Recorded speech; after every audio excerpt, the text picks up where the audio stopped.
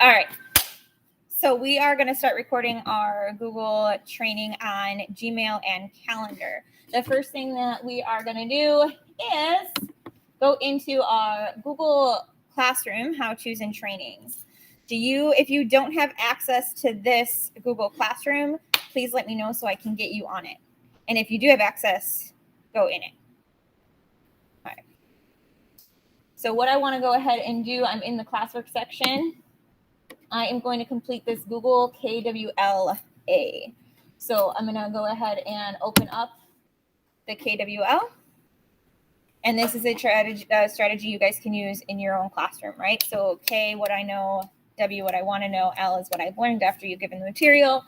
I've added the A section, which is apply. So how do I apply this then to what I'm actually doing either in real life or in the classroom? So what I want you guys to go ahead and do is fill out the no. So fill out the no and then give me some questions about what you want to know. You got yours done. MJ, are you in here? Are we not allowed to ask classroom questions? How do you get your work over here in this corner? Because I don't see that when I see my classroom. Your work assigned, mine doesn't show up like that. So all week I've been like, oh, you have this full extra box over here that I don't see. Do my kids only see that? Yes. So this is the teacher view. This is the teacher view. Okay. So those of you that are like, hey, I'm never a student in Google Classroom, right? This is what the students see. So if you want to, a great way, so we have our VetAssist generic account, and it is actually a student, right? So our VetAssist generic account is signed in and a student into that class. Okay. So what I would recommend doing, and if you guys don't do it yet, have a generic account that you can go into when you are modeling what a student needs to be doing on Google Classroom. You use the student version. Because if I click over and I look at my teacher view, you guys are going to see that the teacher view is completely different, right? So here's where my Google Classroom is. So my Google Classroom view is different from that. When I'm in classwork and I go up to the top and I view assignment, it gives me who turned in and who hasn't turned in, right? So when students see this, then that also becomes you've just put your students all on blast now because 5 of the 26 turned it in. And so you don't want to put them on blast like that. So you just create your own student account and use that when you log in. All right. So go ahead and take 2 minutes to fill that out. Think about things that you use Google Classroom for already, either in personal life or school, and then questions of what you want to know about. And this can be anything, not just calendar and Gmail, which we're going to touch on today, but I'm going to go through these and I'm going to look at them and use them to compile the rest of the PDs that we do on Google. So anything and everything. Think of your questions. And then when you feel that you are done, you can turn it into me. All right, so let's go ahead. All right, what do we already know or already use Google for?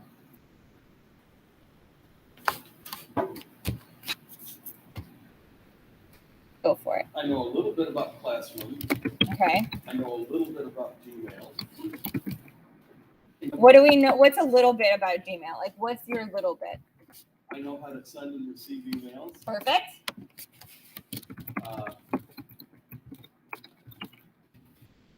Okay. And I know a little bit about Calendar. What's your little bit about calendar? And Calendar,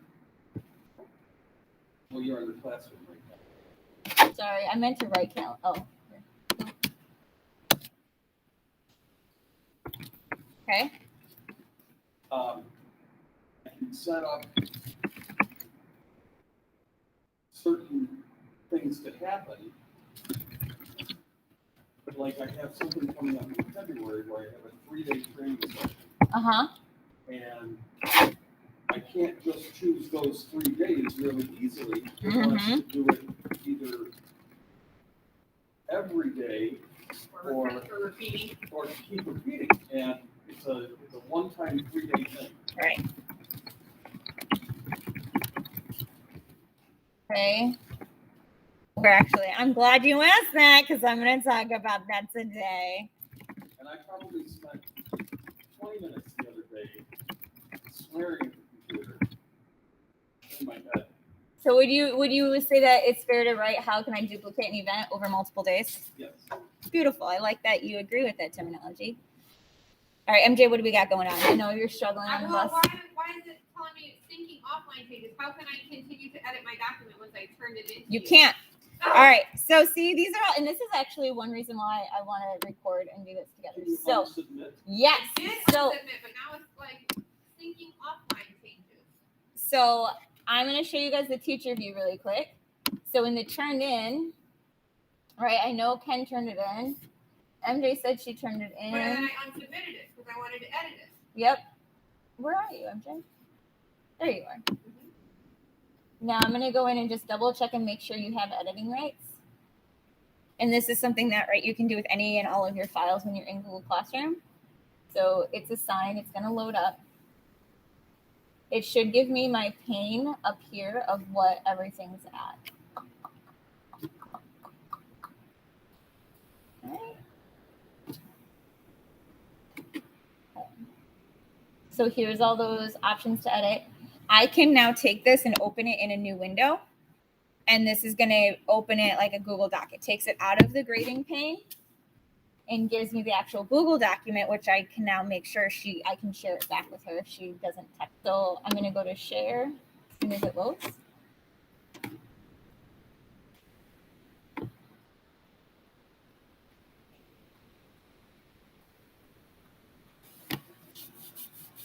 All right, so I can see that Yankee is just a viewer. So see how I'm the owner, Google Classroom teachers are editors. Oh, that's just a viewer. So I'm going to click on that, and I am going to make you an editor. And then I'm going to save it. I don't know why I wasn't able to make you an owner, but now you can edit. Now, if you have a student assignment that they're like, hey, I attached this, I can't, because I'll reuse the same, like I'll have my students do a spreadsheet to track their data. And if I don't return it back to them, they don't get ownership of it. So then they're like, hey, Miss Lissy, I can't attach this document. So you have to then go in on your end, find that document and share it, give them back ownership of it. Yep. So that is a simple tip trick. So now you can edit, correct? All right, cool. Yep. Yep, there you go. You're in your document. Okay. All right. So we want to know how we can duplicate events over multiple days. What else? What else do we already know? Or what we want to know? What are the little things about Classroom, Ken, that you know? I know how to set up assignments. Okay. And have the students, I know how to teach them how to Hey, I thought you were doing calendar. I am. We're doing a KWO. attach, I know how to show them to attach a file, to return it. Perfect. What I don't quite know is if I want to move something, not necessarily move it. There was an instance the other day where I was trying to put different things under one subject. Mm-hmm. And I just couldn't get it right. So I gave up on that because I didn't want it to be too messy. I needed it to be clear so that students could understand it. Right. And it just got to where it was too messy. Yep. Topics can do that. Yes, I'm ready. I want to know about Classroom how people are breaking apart those units versus, chapters.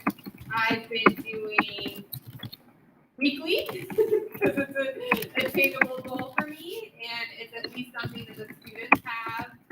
Like, okay, I can go to that date, and it's the things that we did that week, right? That I posted that week. So the weekly has been working for me thus far, but I certainly know that there's got to be some sort of better way to approach my headers. Yeah. We're doing a KWL for Google Class, like for Google in general. So that way I can get an assessment of what we all know. And then we're taking questions for what we want to know. Because then this is going to guide the rest of Google. And that's in that Google Classroom. So you can complete it whenever. All right.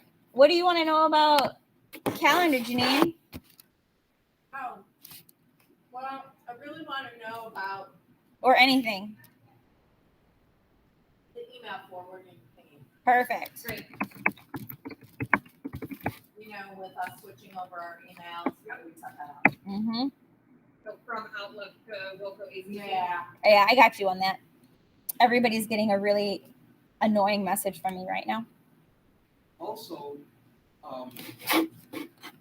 like I noticed, a lot of emails are ended with the person's name, their phone number. Yep. Good. We'll go over that today too. Okay. All right. I'm Anything? thinking of it too literally, like how you add a signature. Well, you can do that. Yeah, you can. Oh, That requires like an extra program and some other possibly hardware depending on how you want to do it. But yeah, you could. You could scan. I could take a piece of white paper. I can autograph my piece of white paper, and I can scan it in, and then I can make it an image, and that can be I can put that into my signature if I wanted to. but that's probably not a good idea because Then all my students are going to forge my signature. nefarious things Right. can happen, Yeah. so Exactly. So another way is you go into your fonts and you pick a font. Right. You pick a pretty font. That looks pretty. Okay. That looks like a signature. We were all struggling with this doing our resume and cover letter. So anything else? So we have some questions for Gmail. We have a question right now for calendar. Any other calendar questions? Okay, so how to add,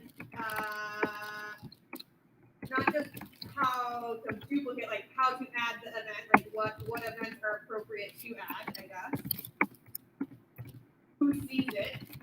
Yeah, we're talking about the student. Right. Wise. Who's seeing it in the first place, right? And then the invites that go out, like when you had a link to a Zoom meeting, right? Or like our advisory meeting, like we want to have a link within that event, right? Mhm. So they don't have to go and try to find it, elsewhere. Yep. You can actually link right there from the Zoom Okay. or Perfect. the Google Meet. Okay. So this is a good launching point, and I think then we can just go straight from, I'll start with creating an event and kind of seeing what calendars are available. And then any tangents you want to take, by all means, you can sidetrack me. All right. So calendar basics. Do we need me to do you want another cursor? Is this cursor okay to see? Or do you want me to get something that, I personally can see it. okay. All right. I haven't used my phone cursors in forever.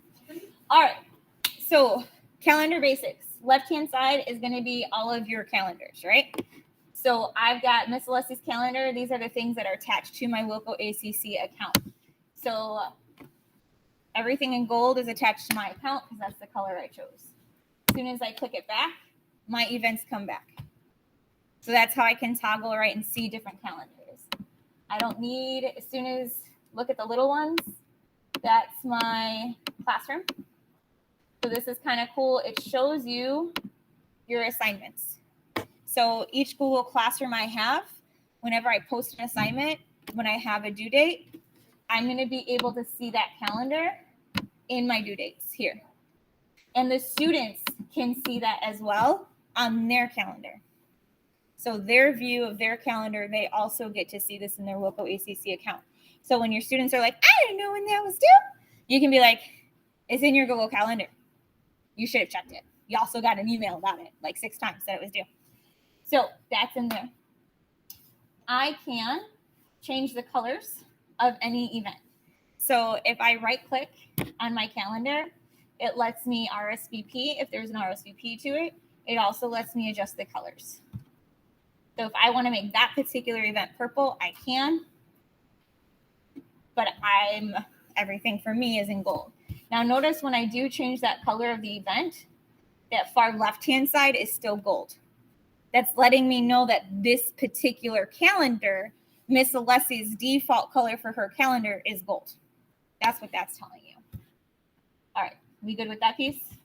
All right, so now this is our new Wilco Area Career Center calendar.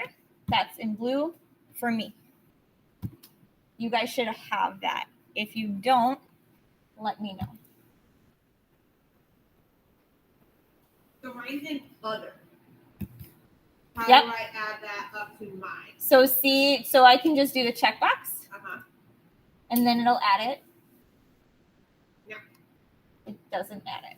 Let me check that. But I can hit settings there.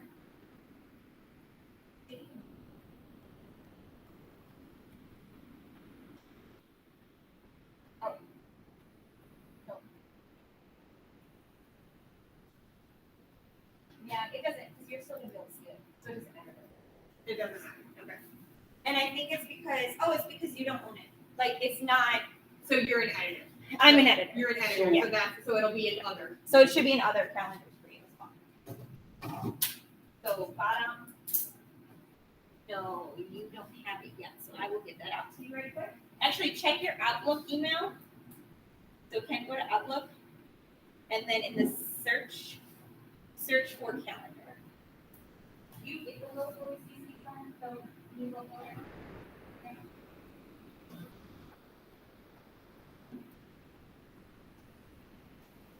Nothing. No. Nothing. New calendar link? There you go. Click on that. Under, what's it under? Should be logo here. Add calendar? Yes, add calendar. Ah, look at that.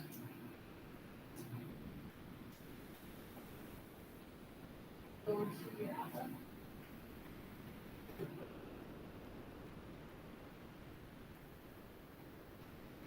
So if you, and for those of you that I sent, what was the data? Last week. Yeah.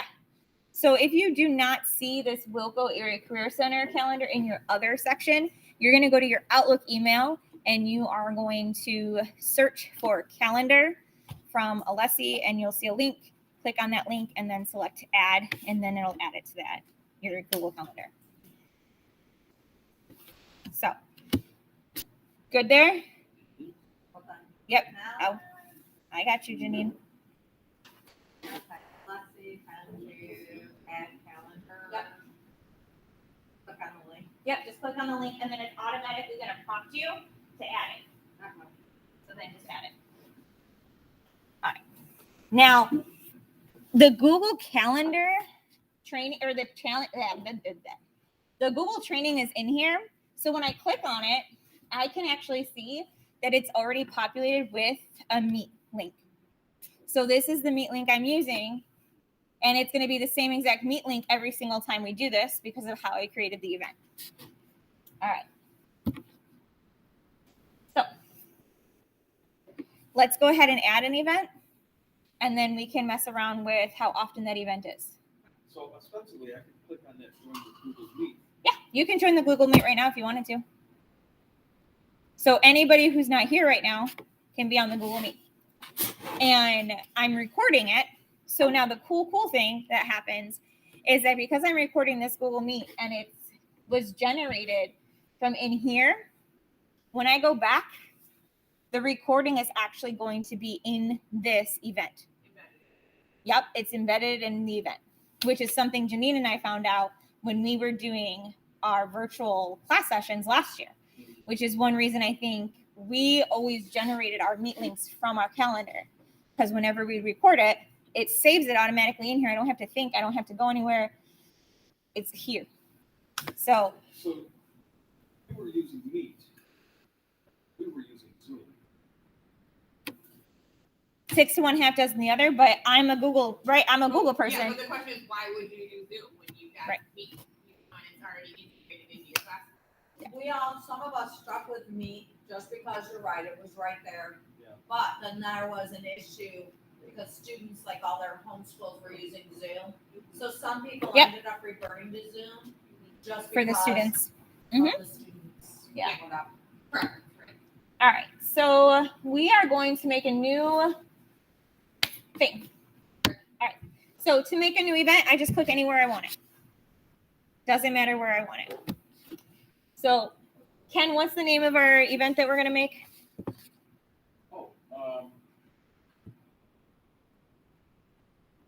does it need to be in the future or could it be in the past? Because I clicked on a date in the past. Let's make it for whatever we want. This can be apple cinnamon vinegar. I don't care. Okay, apple. I don't know how to spell cinnamon.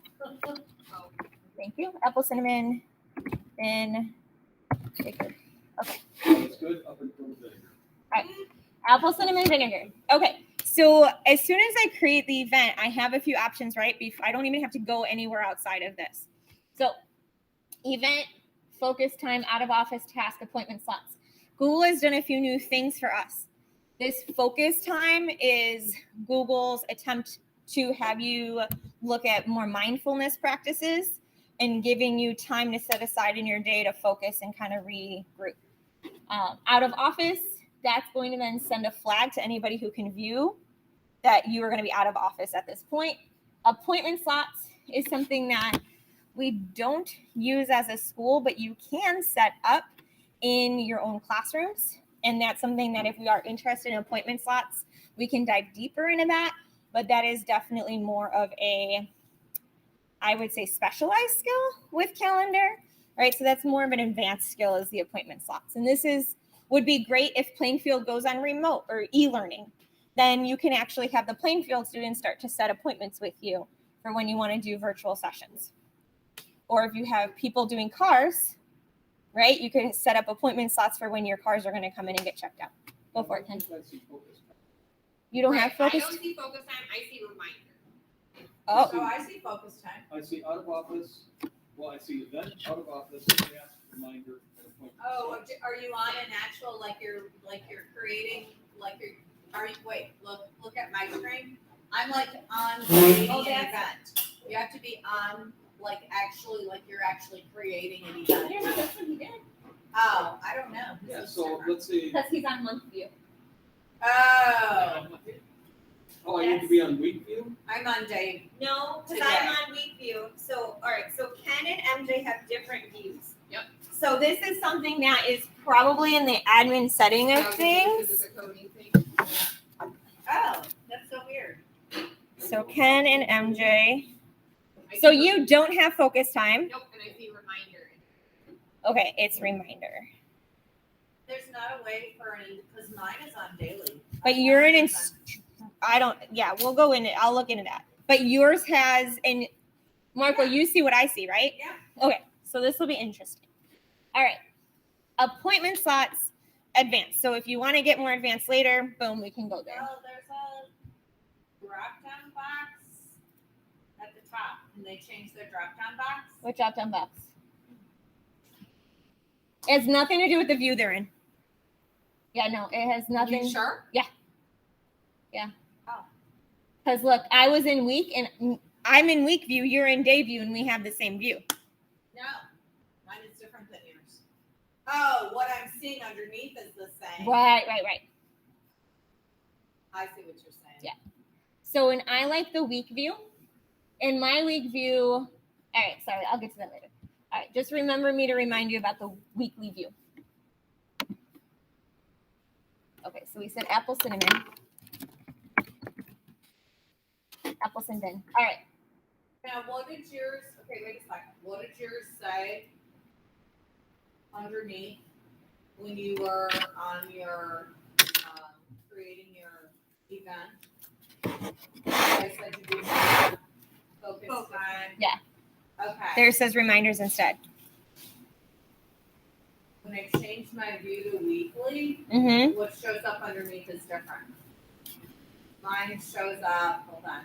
Let me see if it's because. Now mine. So I switched it to weekly view like yours. Mm-hmm. Now mine underneath says, out of office, task, and appointment slots. Interesting. I don't have that focus time thing. When I changed to weekly view, focus Oh. time came in. Okay, so it is a view thing. Good job, Marco. Why didn't I listen to Marco in the first place? I'm sorry, I'm stubborn and pig-headed. I was just guessing. So Anyway, apparently the different view of your calendar is your different view of what allows you to put in there. Because I'm on the weekly view, Yeah. but I don't see the focus time. That's interesting. That is really weird. So this is going to be different, and it's just going to change like your options. So see, focus time, I have less options. Event, I can add people into a meets. Out of office, what am I going to do, right? Like it just gives you different things. Tasks is awesome if you are if you know to remember to look at them. Tasks are great because they can give me my list of things that I need to do and get done, and then it'll send you alerts not only in a calendar, but it'll actually send you alerts in your Gmail too, if you remember the tasks. But anyhow, appointments. So adding guests. We wanted to know how to add guests. We all have Google Classrooms, right, with students in them. So I'm going to try to remember what my student session is. But assisting. What is the name of my Google Classroom?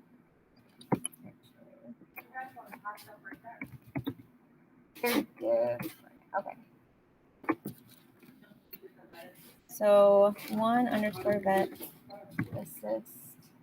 Okay. So see how this is the name of my class. And that is the email for my class. How did I get there?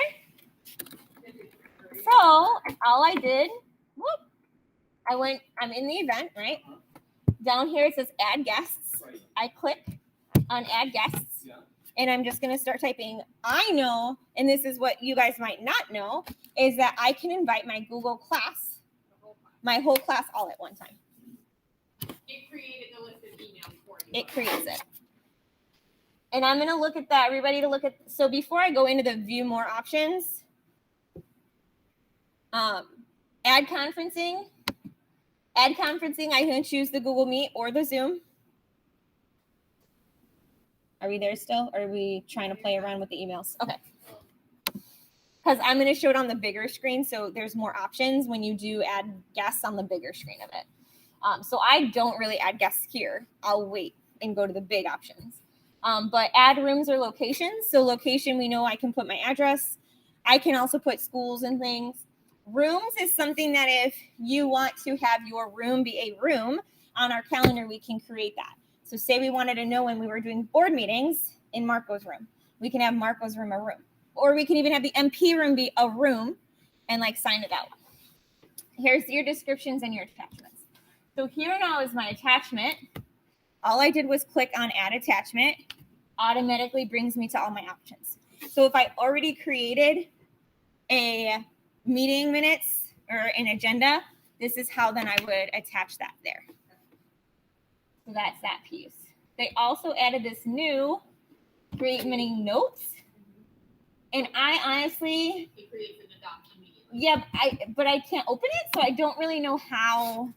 I haven't messed around with this one yet because it doesn't let me edit this right now, right? It just makes it. But it might make it like it'll probably do it after I save it. I don't. And then here is where I can switch from calendars. So this is only in my calendar, but say I wanted everybody at Local Area Career Center to see this. Then I can click on Local Area Career Center. I don't know if you guys can post into that. So here's all of your other Google Classrooms though. So say I want to make something specifically for my first session class. I can go here. I can go to my first session. My first session students, when they go into Google Classroom and they go into their calendar in Google Classroom, they'll see this event. So I'm going to go ahead and show us that really quickly. It goes right, busy free, default visibility. This is where we asked about who can see this. Is it going to be public for everybody or is it just going to be private for me? For whoever you invite. Yes. Yeah. And then, because it'll be for who you shared it with. Okay. Yeah. See, and I'm not going to know everything because I don't use all the things. Okay. And then add notifications. So I can say, hey, I want everybody to know when this is happening 20 minutes out. So that way you can be like, hey, we're going to have a hosted meeting. I'm going to make sure that this says host a meeting in 2 hours and warn everybody about it. All right, so now I go into more options. This is now where I can start to see my invitees. I can let them see who's coming. I can let them invite other people or not. And then I can let them change the event. If I can let them change the event, then they can do anything they want to it. So now here's where this add guest is.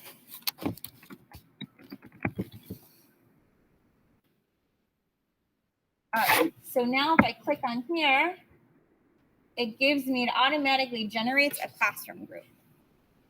So it would automatically invite all of those students that are in that classroom.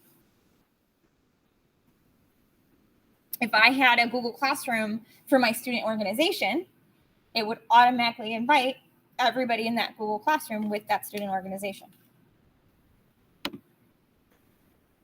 So that's a cool, easy way to invite a select set of people without having to put in all their names.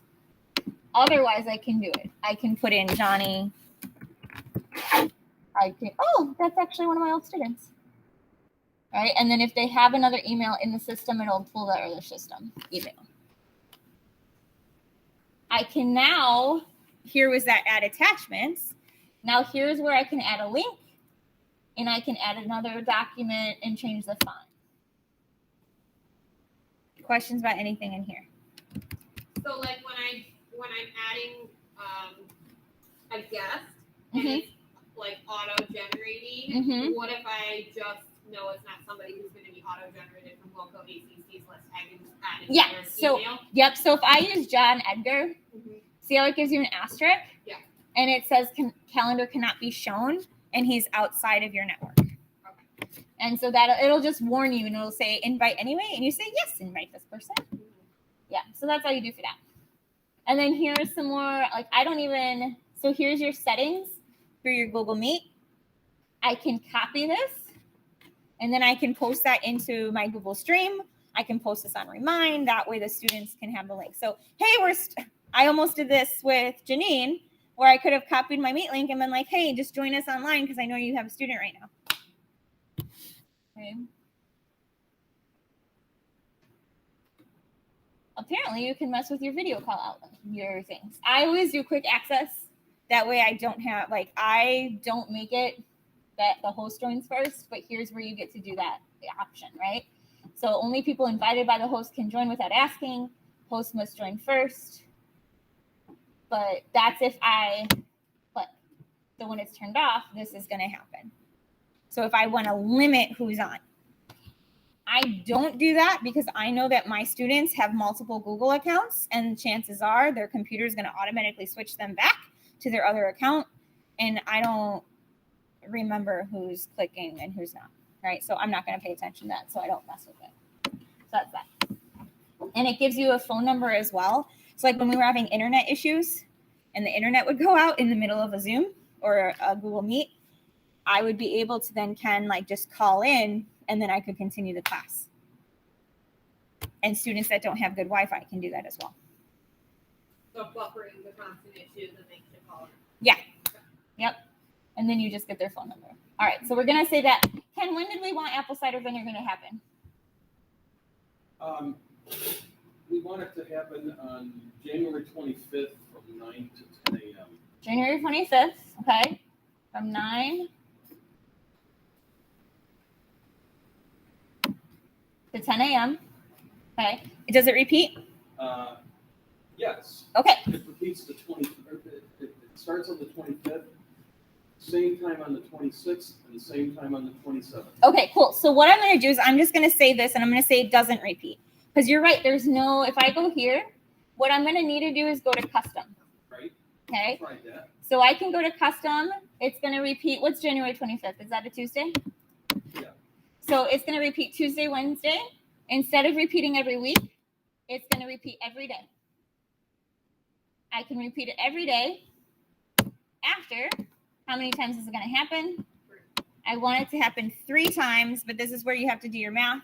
And then, so I'm going to have it stop after 3 occurrences. So that should work. So if I hit done and I hit save, now I got to find out where I put it. Thank you. There's apple cider vinegar from 9 to 10. That's interesting because I tried the repeat 3 times and it just, maybe I didn't try it correctly. That's okay. So here's my edit again. I go here. I went down to custom. Yeah. Right? Go down to custom. I had to change this repeat every. I had to change that from week to day. Right. Yep. And then the after how many occurrences. Another way I can do this. Or you can do this ends on. Yep, I can do. And ends on is like you have to do the day after it ends. Yeah, you have to do the day after So better to on know an ends. how many days. Yeah, better to know how many days than not. So if I don't have it repeat, okay. So apple cider vinegar is not repeating. Right. But man, I really want to do apple cider vinegar the next 2 days. I'm gonna come over here. I'm gonna go to my 3 dots. I'm gonna go to where it says duplicate.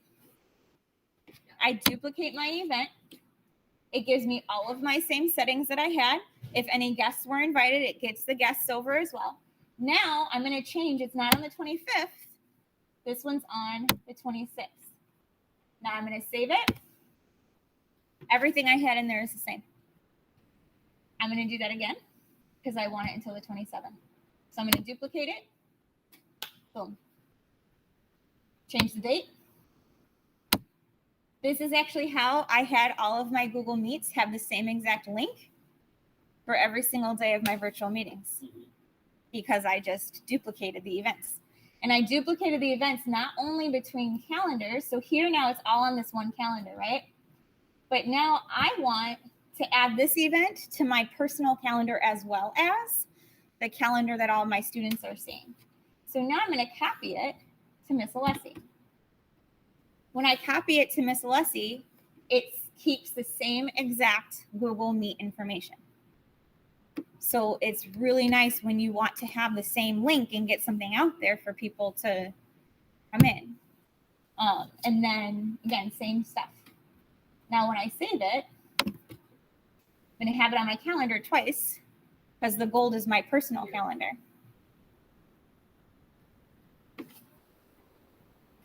It's one of those, for me, I like to do this. So say we're doing fundraising.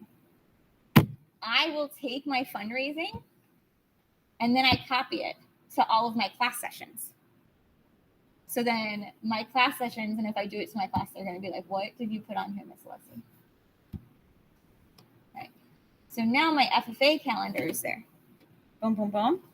Now watch what happens when I actually go into that classroom. So I'm a student. I'm in Google Classroom as a student, right? If I go into the classwork section, the things that you don't see as an instructor, right, but you get to see as a student, there's a calendar right here, a Google Calendar. So I'm going to click on that. It's automatically going to let me see the things that my students can see. So this is what I see as a student who logs into my Google Classroom calendar. I get to see when my assignments are due. Now I'm going to keep going forward. I should see apple cider vinegar at some point. Oh, busy these days. And that's when apple cider vinegar is happening. And it just shows as busy for the apple cider vinegar. And then I can come in as a student. I can't do anything because this was, right, we made this a private event. So that's why it doesn't say, see the apple cider. It doesn't give us any details. Right, it doesn't give us any details. So say Miss Alessi has it, like, you've got a meeting or you're out. Yeah. So this is really, to have your students start to learn how to access the Google Calendar is great because then you can start putting things on there and then they can start to realize like, hey, I don't remember when that assignment's due. Oh, wait, my assignment is due at 2:30 this day. And with your assignments, this is my favorite part about it when you're using calendar. If I click on it, gives me all my assignment details in the calendar. I don't even, as a student, I don't need to worry about Google Classroom being on my phone. I have Google Calendar on my phone. As soon as I open it up, I can go, and then I can go to the link. The link brings me to Google Calendar or Google Classroom from Calendar, right? So boom, I don't have to shuffle through anything. I just have to be like, oh, this is due. Let me look at what it is. So that's a great way of interfacing Classroom with your calendar. Mind blown. All right. What other questions with calendar do we have? Are we How good? do I verify when I'm in the event that I created? And I think what I've done is added my first session. Yeah. Students. How do I verify that they're actually my first session students? Because I'm thinking around here and I'm not seeing anything that actually allows me to see who actually is in that group. That's going to be when you're creating your classrooms. I have my first session, my second session, and my third session. I have 3 separate Google Classrooms. I do too. And I added what I thought to this event was session 1. Yeah. In the event, how do I tell if it's actually going out to them? So you use the name of that classroom. I know. Yeah, then it does. It like automatically, and you can ask a student to be like, hey, check this. Or you use that dummy student account, and that's how you double check yourself. Because if your dummy student got the invite, all of your students got the invite. So there's no way from the event that I can actually verify this person. Oh, no. Because now they used to be able to RSVP. Your students are no longer able to RSVP because they're under 18. So Google took away that ability, unfortunately, which is horrible because all of my students learned how to RSVP last year, and they did a great job. Do you want to add anything to that, Marco? Okay. So does that make sense? So I would definitely, Otto should have a generic account, get it, start to use it, and then that's how you double check yourself. Yeah. If you guys need the generic accounts, ask Dave Prezi. If he doesn't know what we're talking about, I'll have him ask me. Yeah. Okay. Are we good with calendar? All right. So I'm going to go to Outlook. So I have Outlook on my actual computer. So I'll try to use Outlook from here. I don't know how that's going to work out. So I'm going to go to, I have the link right off the bat. So however you get into your Wilco Outlook from your email, go for it. So go in, settings, and then Or display or. Let's go to options and see what happens. Yeah, options is the organized email. So account set amount of so on the right hand side it says right away set up automatic reply messages. So I can't forward my email. I might be able to, but this is right now. The first thing I did was set up automatic replies. So organize email. I'm sending automatic replies. I'm sending this from today till the middle of June. I just put on mine, I will no longer have access to Outlook. Please send all inquiries and communications. And then I put in my Wilco ACC email. When is this Outlook going away actually? After spring break, I think. Yeah, I can't find Did you get in there? It's on set up automatic reply. Yeah. So yours is gonna go to attendance.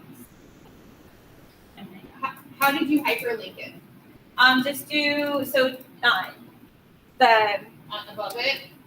so you can highlight. So what I did is I typed it, I highlighted it, right click. Is it not? But if I highlight, there's a little link. So then it wants me to pick an HTTP. Don't even do the delete the HTTP. And then there's that. So I do send automatic reply messages to senders outside my organizations.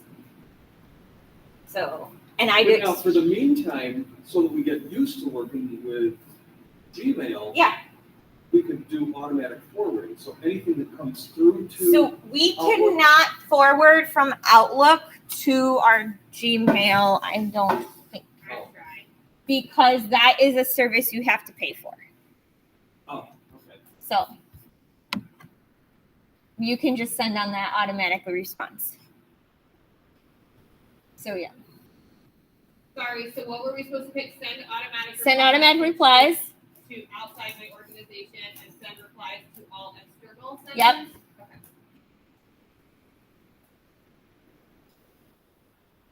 And then try to send me an email in my Outlook and see if it worked.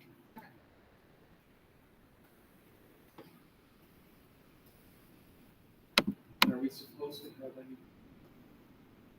Oh, and just copy the same thing down below? Yeah. So there's one for For this is for the one outside, and then this is the one for in. Oh, we need to copy it. Yeah, copy paste to both. Because the top box is for the senders in your organization, the bottom box is for external. Yeah, then- I'm like, it's not letting me, but I'm gonna run and grab my. Control C, Control V. Yep, Control C, Control V. I'll be right.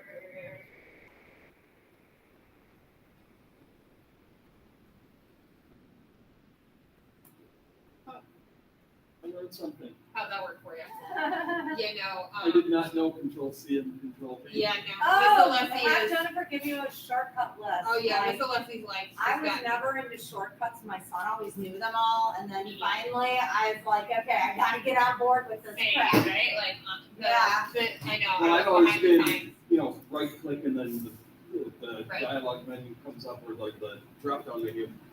All right, so I'm gonna save that. So send automatic replies. Send replies only. Actually, here, wait.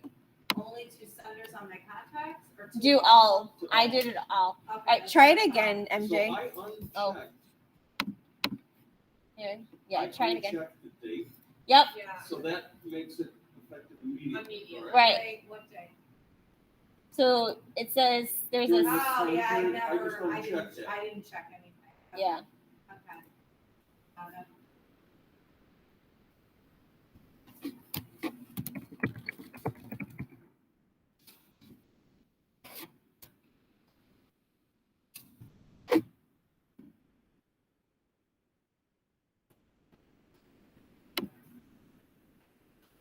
Yeah, you're right. Huh. Maybe it doesn't work. I don't know, guys. I'm sorry. I thought it would So, work. Maybe it Did you doesn't get a work. reply saying, No. All right. Moving on, I guess. We'll keep playing with that. So that doesn't help. I'm sorry, guys. All right. Enough with Outlook. I did put in our Google Classroom. So in Gmail, if I open that post, there is a few different resources in here. One is a video of if you want to get really in depth in organizing your Gmail and making multiple inboxes. This is how I told my students to set it up. It doesn't necessarily help you, but I mean, it does walk you through it. You would just change the labels for it. And then there is a,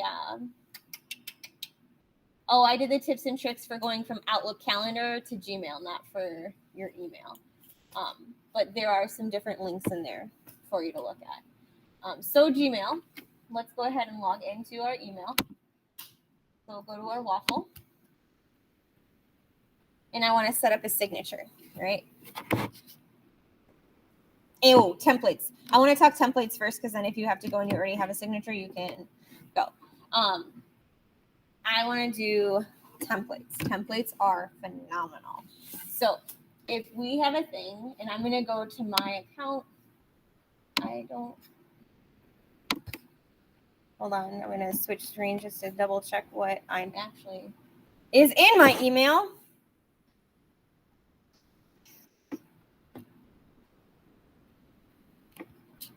And then I'll let you guys see mine.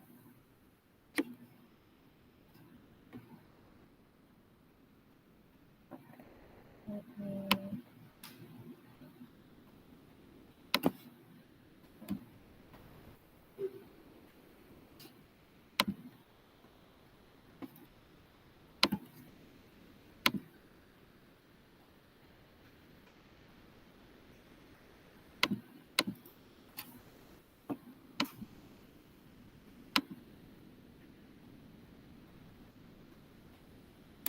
Okay. Looking in this and I'm laughing. A student submitted their study guide from last semester today at 1:30.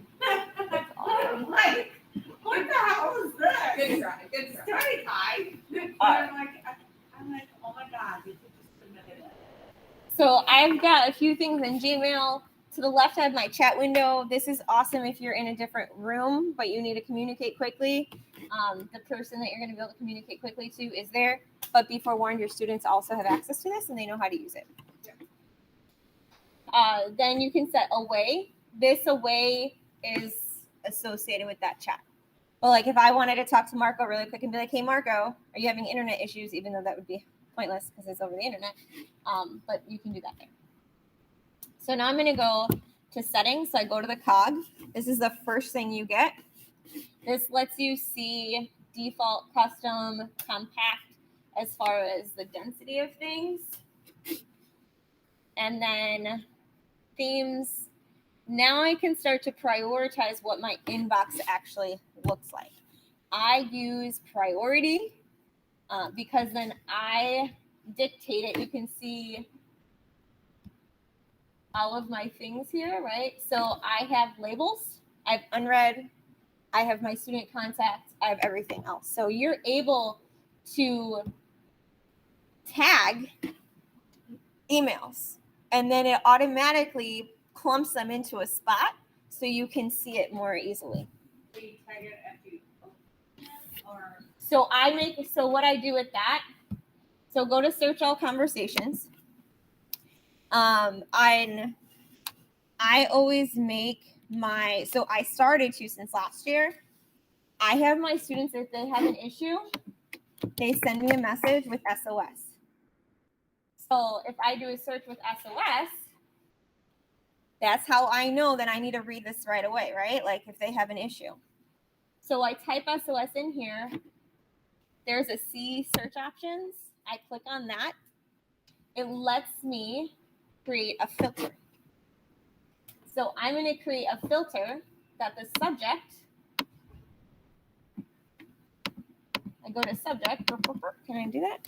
SOS? I click SOS. So if SOS is in my subject, all right, I'm going to create this filter. I don't care who it's from. I don't care who it's to. I go to create filter.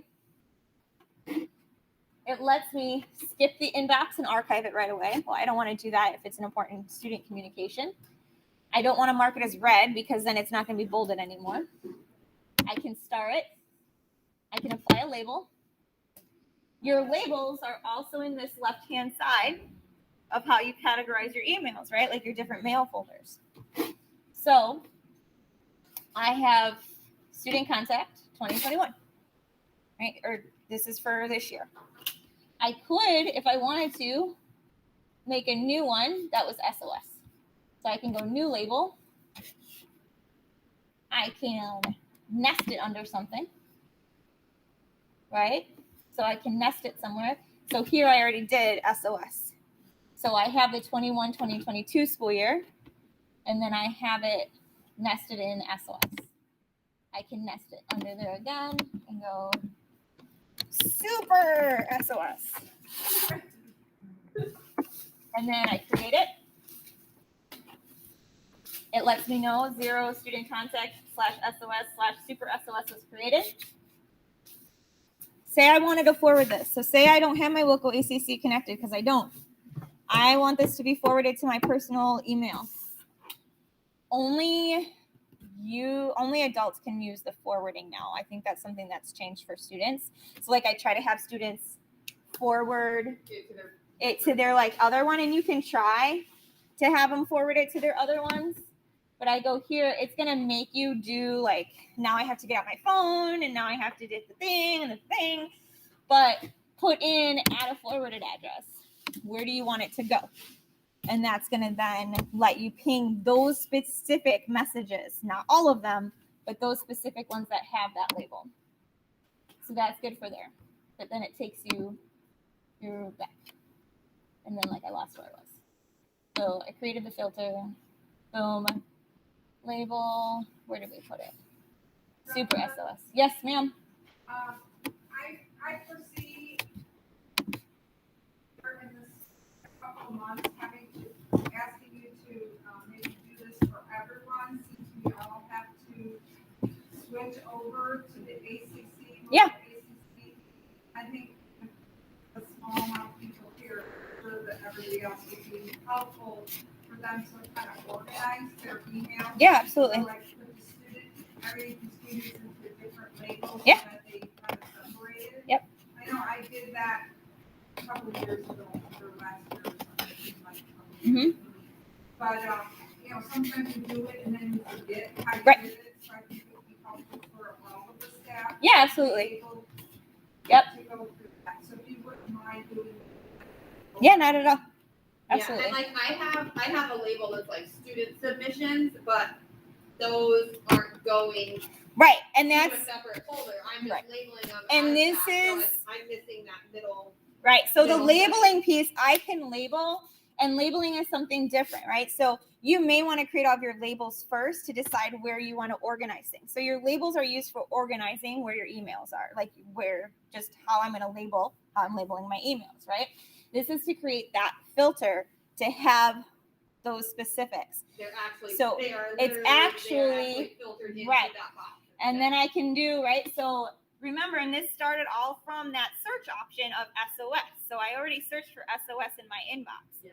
And now I created them. So now I'm creating that filter to filter out all of my messages, right? Just like I'm filtering which ones are priced between $0 and $10. I'm filtering now my SOS. So I'm going to apply this filter to any matching conversations that are in my inbox so it gathers all of those pieces. I want to mark it as important because it's SOS, so I know it's going to be important. Some people like stars, so that's why I star it. Then I create my filter.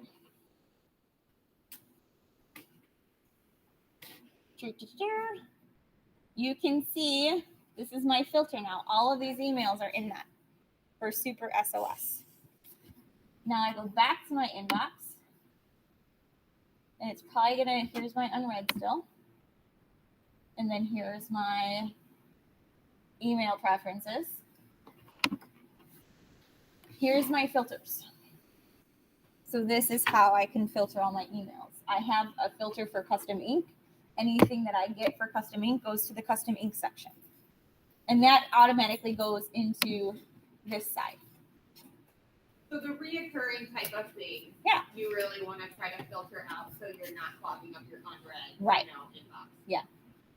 And so like you can put, like all of a sudden I looked away and Janine was gone. I'm like, did she just magic disappear? You can make a filter that is the administration, right? You can make one that anything that Julia sends you goes here. Anything that Bossa sends you goes here. Anything Elizabeth sends you goes here. And that you do all of that stuff with back into the regular settings. Actually, it's down. Yeah. Back when I was in the settings piece. Hold on, get out of here. Save. That's all. When I'm here, see how it gives me these options, this default important unread starred. So here's my very basic. If I go in and I tell it the things that are supposed to be important will be on the top. If I go in here and say, hey, put the unread stuff on the top, it'll put the unread stuff on the top. But we know that we're going to have 100 messages on the top. Customize and multiple inboxes are very similar. I use customize, or the priority. So I use priority. And so to get to see what my options are for priorities, I go in here. So you can have four things, 4 sections. That's the max. For the priority, yeah. So, and then, Gotcha. yep. And then, so inbox type, if I wanted multiple inboxes, I can do 5. Multiple inboxes is where I can only do 1 email at a time. I can't do all 3. That's why I didn't do the multiple inboxes. And that's why I went to priority and I labeled things instead. You can only do 1 at a time. But yeah, because it doesn't work for everybody. It's only going to be like, it'll only pick up Julia's emails. But maybe you want just one then from Bossa. How do, if I'm in the priority inbox customized, how do I change, like mine said, you have unread, new section start, everything else, mine is just important and unread. Yep. And unread. So go ahead and click where it says options. Okay. And when I click options, it gives me all of my options. So Got it. in inbox, and now this is where I can choose my labels. Now I want my SOS to be at the top of the list. So I'm going to make my super SOS at the top of the list. Then I'm going to make my important next. Right? So Got it. this is that more options, and then this is how you use your filters. Got it. So I could create a filter that is administration and then use the priority. So if you're going to use filters to categorize your emails, use the priority inbox. Okay. And this, again, becomes really nice. Start having your students send you emails with specific subjects. That's why I don't know if you ever notice when I tell them to email me, Oh, no, totally. I always give them the subject to email me with. You tell them. Always. Always, always, always. Now, of course, there's those students that don't do it, but this is why I do it. And I do it to make sure, especially how many of you guys will have them email you bell work, right? Or like you have them send you an email for an assignment and then you get 100 and you're like, oh. So instead of having all those 100 in my inbox, I can set it and say, only show me 25 unread messages. So see, that's all of my email. This is what my email would look like. I've got, does that really say 7,000 in there? Yeah, 7,000. But here, my inbox, it's only going to show me 25 unread at a time. I have it set up. It's only sending me 5 of my SOS at a time. It only sends me 5 of my start at a time. And then here's everything else. Okay, so that is one of the nice things. And then maybe I don't feel like being overwhelmed with all my unread messages, and I'm just going to close that for a second. Yeah. So that's the nice piece about using the priority inbox. And there is in that Google Classroom a video, and this is just my labels and filters, but it walks you through how to create filters and how to make the labels for the priority. So you can see how I showed the students how to do that, and then some of those help tips. But this is what I really wanted to show us. So if I go to compose, Janine, you always send emails to your parents, right? Like all the time and similar ones. So let's just say it's a program update. So that's my subject, right? I'm going to send out a program update. I'm going to delete my signature from my program update. Don't want my signature in this yet. So I'm going to say, greetings from Vet Assisting. I don't know. What do you generally say to your parents? Oh, no, it depends on what I don't know. Okay, so I wanted A little intro to help parents, I to inform you that don't know. Right. is currently getting a, I'm going to do underlines in Vet Assisting. We have all of our assignments in Google Classroom. Please let me know when you are available to discuss progress. All right. Sounds like a pretty good generic email. Okay. I'm going to go down my little 3-prong next to my trash can. Templates. I go save draft as template. I go save as new template. Program update. Right? Saves it what the topic is. Boom. Now, I'm going to email Johnny's parent. I'm going to come down here next to the trash can. I'm going to go to templates. I'm going to go program update. Boom. It gives you the subject and it gives you what you want. Oh, I have these lines. Let me put Susie.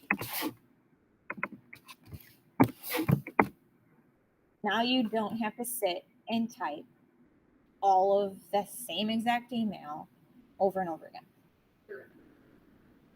This is my favorite new thing about templates. And you can see I have a lot of them, right? So I use these. So I'm missing ID quizzes, spell work, things of that nature. So when you're in Google Classroom as a teacher, because, right, like, let's be real about this. Google, everything links back to everything, right? So now when I'm in Google as a teacher, I'm going to go in here. I'm going to grade an assignment. I'm going to see. Where's an assignment? I'm going to see that 2 students turned it in. That's amazing for them. But 20-something didn't. So I'm going to click on assigned because those are the students that aren't doing their work. I'm going to click on mail. It generates a mail. Bring those emails into you. Right? It generates that email. And then BC sees all of those students that didn't do the work, titles it what it is. I go to my template. Oh, where's my template? It needs to load. Come on, template. I go to my template. I go to missing coursework. It should be on the bottom. I don't know why it went there. And now I say, hey, do it. Otherwise, you're going to fail my class. Every time I go through and grade, this is so simple because I've already made this message.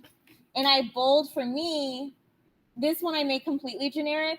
But if I have due dates or deadlines, I bold the due date and deadline. One, so they see it. But 2, I know then I need to change it when I do the template part. But yeah, templates, Janine, you're going to love those. I love that. Gotta hit the road though. Absolutely. Us too. And then, you have a signature set. Do you know how to set signatures in Google? Okay, cool. Ken, did you want to go through that really quick? Yes, please. If you want to hop on I'm up. gonna hop on, yeah. Okay. All right. So then, because you've got a signature too, right? I don't, but. All right. So settings. Can I do it from here? No. So I actually have to go to see all settings. And then it's in the general ones. It's all the way at the bottom, like bottom middle. And I actually have my students. One of the first things I do with my students is have them set up a signature. Oh, that's a good idea. And so I have them include their name, their first and last name. I have them include what homeschool they're from, and I have them include what session they're in. You're so super smart. That way I keep it. Yeah. When you That way I keep it organized, and then they don't have to think about it, and they already have it. And 2 of my 90 students will do their message below their signature. Yeah. So but then you're able to teach them, right? Like, hey, your message goes above your signature, not below it. Like they really took the time to. Yeah. Well, because they don't know. Got right to you, didn't they? Yeah. But yeah, I have all of my students make a signature as soon as we get logged in. That's what I have them do. And I have them make it with their first and last name. I can't tell you how many of them actually wrote sincerely or respectfully, right? Like legit just wrote what I had. Yeah, that's like me. You have to be careful. Saying, like, I don't know. Yeah, you have to be careful when you do stuff like that. Yep. But so you go down here and it's signature, and then you're just going to create new, Ken. And this is going to be your instructor signature. It doesn't work for me. What doesn't work for you? You really can't get there? How many times have you heard that? Oh, It doesn't work. so go to instructor, and then this is where you're going to do whatever you want, right? So for my signature on my actual email, I'll show you mine. I'm going to laugh when I'm just going to completely forget about all the things I put on the calendars. And then, Here's apple cider vinegar showing up. yeah, apple cider. Ken's going to be like, what is apple cider vinegar? So for my signature, I've got my stuff, right? What I am. I have my Google certification little picture in there. I also have another little picture I could use if I wanted. I have office hours. I've got a link to our vet assisting homepage. So that's in all of them. And then I have like that little blurb of like, sorry, like I'm going to do my best to get a hold of you, but I'm not a magician and I can't respond to you right away. So if you need, What do you have under your phone number? I put local air career center. Yeah, I go in case of an emergency, call the center. Oh, this? Yeah, This what's is the- my Google Voice number. So I have a Google Voice number that people can use to get a hold of me. I have a Google Voice number for my personal. Right. So email. we have them through Wilco. So you just have to work with Dave and Bossa and see, because we have so many. We are contracted to have so many. So that way you can actually use one for Wilco for contacting students, because I don't feel comfortable. No, I'm not going to. Right. The only students that get my information are those that have animals. That's it. Otherwise, they get this. And that's why I didn't even put cell, I put voice, right? Because it's the Google Voice number. Right. Yeah. But yeah, so then all you do then is you hit your create pen and then you're good. You go all the way down and you hit save.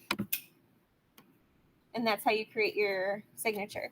And then when I go to make an email now, when I come, for settings rather, when you go and you create it, right? You created your new, then it's going to say for new emails, use my signature. On replying forwards, use my signature. Insert signature before quoted text in replies and remove the line that precedes it. So insert signature or quoted text? Mm-hmm. So like if you're forwarding something, my signature will be on the top of it. Okay. Yep. So yeah, so that's how I do mine. And then you just go down and you save it. And you can do hyperlinks, you can do a little picture in there, whatever you want. But so then when you compose an email, mine is automatically generated. But if I wanted to have multiple signatures, I can change it. I can do no signature. I don't want a signature on this. Or, hey, I want a different signature for my teacher friends versus like my advisory. Maybe I'm going to have a different signature for my advisory. Yeah. So that's that piece. Other things with Gmail? Not that I can think of right now. 10 right. minutes of Let's check our KWL. So we talked about forwarding emails, adding the signature, events, privacy, links and agendas. We got that. We'll talk about Google Classroom later, and we talked about the duplicating. Cool. Yay! Yay. Awesome. Thank you, guys. Thank you. And I'll let them know that we. Yeah. Yep. Do you use Cami? No. Okay. Then I have nothing further. All right. Bye, guys. Nope, cancel. Stop recording. Stop presenting. Stop recording. Stop recording. Stop recording.